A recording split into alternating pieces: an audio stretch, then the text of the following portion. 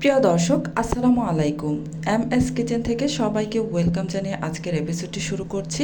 আমার আজকের এপিসোডে থাকছে বৃষ্টির দিনের পারফেক্ট একটা ভুনা খিচুড়ির রেসিপি। আজকে আমি আপনাদের মাঝে শেয়ার করব চিকেন ভুনা খিচুড়ির রেসিপি। চলুন তাহলে আর কথা না বাড়িয়ে রেসিপিটি শুরু করি। প্রথমেই চুলায় একটা কড়াই বসিয়ে কড়াইতে আমি 1 কাপ পরিমাণ মুগ ডাল দিয়ে দিলাম। প্রথমেই মুগ ডালগুলোকে একটু ভেজে নিতে হবে।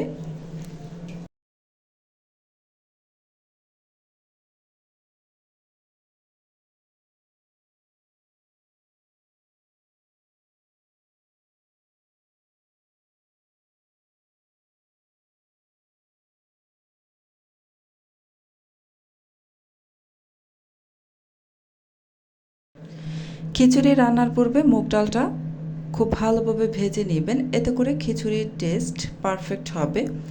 চুলার আঁচ মিডিয়াম হিটে রেখে অনবরত নেড়ে চেড়ে আমি মুগ ডালগুলোকে ভেজে নিয়েছি। খুব সুন্দর একটা ঘ্রাণ চলে এসেছে। এ পর্যায়ে আমি নামিয়ে কিছুক্ষণ পানিতে ভিজিয়ে রাখবো। এদিকে আমি একটা কড়াইতে প্রায় 2 কেজির মতো মুরগির মাংস নিয়ে নিয়েছি। খুব ভালোভাবে মাংসগুলোকে ধুয়ে নিয়েছি। এবার আমি এতে দিয়ে দিচ্ছি আদা, রসুন আর জিরা পেস্ট।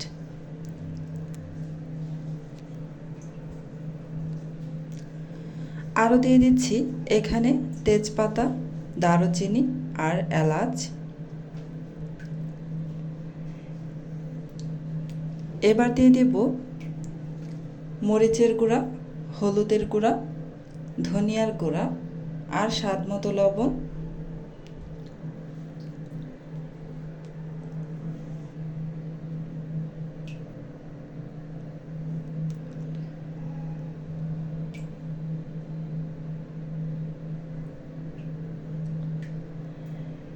এবার সয়াবিন তেল দিয়ে দিচ্ছি। এখন হাতের সাহায্যে খুব ভালোভাবে মেখে নিতে হবে। এই মাংসটাকে যত ভালোভাবে মাখাবেন ততই মাংসের ভিতরে খুব ভালোভাবে মশলাগুলো ঢুকে যাবে। আমি একটু সময় নিয়ে ধৈর্য ধরে মাংসটাকে খুব ভালোভাবে মেখে নিয়েছি। এবার এতে আমি অ্যাড করে দিচ্ছি কিছু পেঁয়াজ কুচি।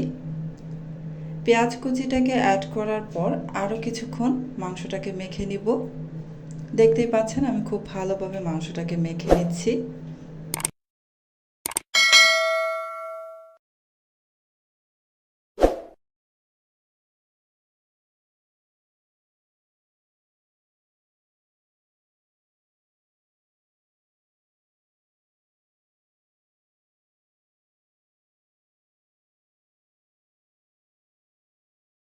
খুব সুন্দর করে আমি মাংসগুলোকে মেখে নিয়েছি। এবার আমি এতে পানি দিয়ে দিচ্ছি পর্যাপ্ত পরিমাণ। এবার ঢাকনা দিয়ে ঢেকে চুলার আঁচ মিডিয়াম হিটে রেখে আমি এই মাংসটাকে কষিয়ে নিব। খুব ভালোভাবে কষিয়ে নিতে হবে।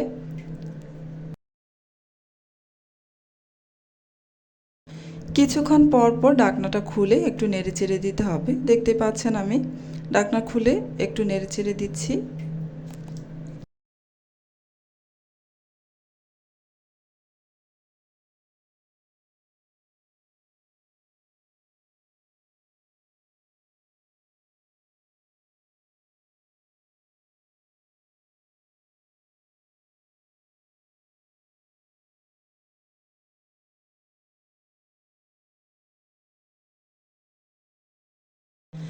কিছুক্ষণ রান্না করার পর এতে আমি দিয়ে দিচ্ছি আলু।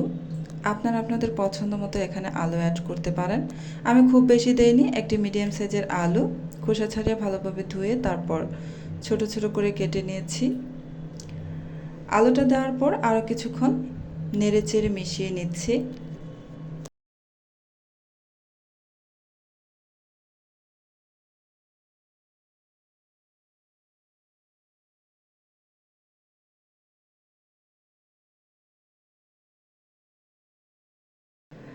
বেশ কিছু সময় পর ঢাকনাটা খুলে নিয়েছি। দেখতেই পাচ্ছেন মাংসটা আমার কষানো হয়ে গেছে, তেলটা একদম ছেড়ে দিয়েছে, পানিটাও শুকিয়ে গিয়েছে। মাংসটা খুব ভালোভাবে কষিয়ে নেওয়া হয়ে গেছে। মাংসটাকে এমনভাবে কষাতে হবে যেন মাংসের ভিতর এক্সট্রা কোনো পানি না থাকে, তেলটা একদম ছেড়ে দেয়। আপনারা দেখে নিশ্চয়ই বুঝতে পারছেন মাংসের ভিতর থেকে পানিটা একদম শুকিয়ে গিয়ে তেলটা ছেড়ে দিয়েছে। এই কড়াইটা একটু ছোট সাইজের, তাই আমি একটা বড় সাইজের কড়াইতে মাংসগুলোকে নিয়ে নেব। একটা বড় সাইজের কড়াইতে মাংসগুলো নিয়ে নিয়েছি। এবার আমি এতে দিয়ে দিচ্ছি পোলাও চাল। এখানে আমি 1 কেজি পরিমাণ পোলাও চাল খুব ভালোভাবে ধুয়ে পরিষ্কার করে নিয়েছি। সাথে দিয়ে দিচ্ছি মুগ ডাল আর মসুরির ডাল। আমি এখানে 1 কাপ মসুরির ডাল আর 1 কাপ মুগ ডাল নিয়েছি। এবার চাল, ডাল, মাংস সব কিছু একসাথে একটু নেড়ে দিব। নেড়েচেড়ে নিয়ে কিছুক্ষণ পর আমি এখানে টসটসে গরম পানি দিয়ে দিলাম।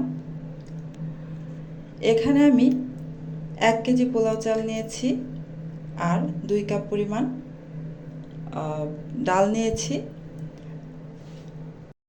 এখানে যেহেতু 1 কেজি চাল নিয়েছি, সেহেতু এখানে পানি দিয়েছি আমি 2 কেজি আর ডাল নিয়েছি 2 কাপ পরিমাণ, সেজন্য এখানে আমি পানিও দিয়েছি 2 কাপ পরিমাণ।